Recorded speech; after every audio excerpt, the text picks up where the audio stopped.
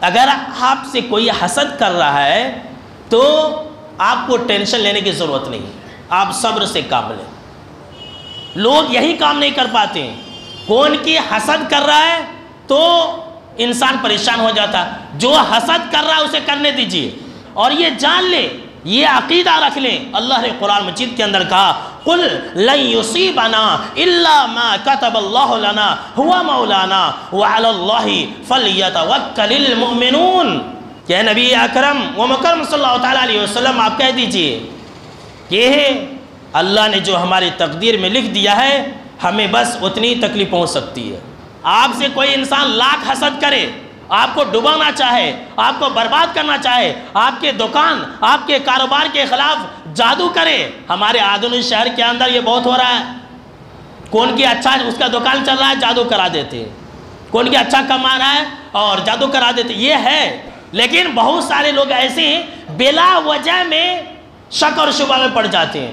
دکان میں کسٹمر نہیں آیا، ہوتا ہے بھائی، بیپار ہے، کبھی زیادہ کبھی کم، کبھی آپ کا بہت چلے گا کبھی نہیں چلے گا، 2 دن ایسا ہوا انسان پریشان ہو گیا، کون کی جادو کرائے سر کا ہے، اب یہ لیجئے، سوچ کر کے جادوگروں کے پیچھے بھاگ رہا ہے، یہ ہمارے لیے نقصان دہ ہے۔ آپ سوچنا چھوڑ دے، آپ یہ یقین رکھیں ہوا مولانا، اللہ ہی ہمارا ولی ہے۔ سن لیجئے، اللہ کہہ رہا ہے لوگوں یہ جان لو کہ اللہ ہی تمہارا ولی ہے، اللہ ہی تمہارا کارساز ہے، اللہ ہی بگڑی بنانے والا ہے، اللہ ہی تمہارے تمام کاموں کو درست کرنے والا ہے۔ اور مومنوں کو چاہیے کہ وہ ایک اللہ پر بھروسہ رکھیں۔ کوئی آپ سے حسد کر رہا کرنے دیجئے، آپ کو معلوم ہے، لیکن آپ آرام سے رہیں، صبر کریں۔ جو حاسد ہے کیا اس کے لیے اتنی بات کافی نہیں ہے کہ راتوں کو اس کی نیند اڑ گئی ہے؟ آپ ترقی کرتے جا رہے ہیں، راتوں کو وہ انسان سوتا نہیں ہے، وہ ڈپریشن کے اندر ہے، وہ ہر وقت غصے میں رہتا ہے، وہ اپنا کاروبار وغیرہ چھوڑ کر کے آپ کے پیچھے پڑا رہتا ہے۔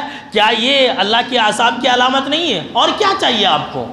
آپ ہمت سے رہیں، صبر سے رہیں، اور جو حاسد ہے بس اسے حسد کرنے میں رہنے دیجئے، وہ انسان خود اپنی حسد کی آگ میں جل جائے گا۔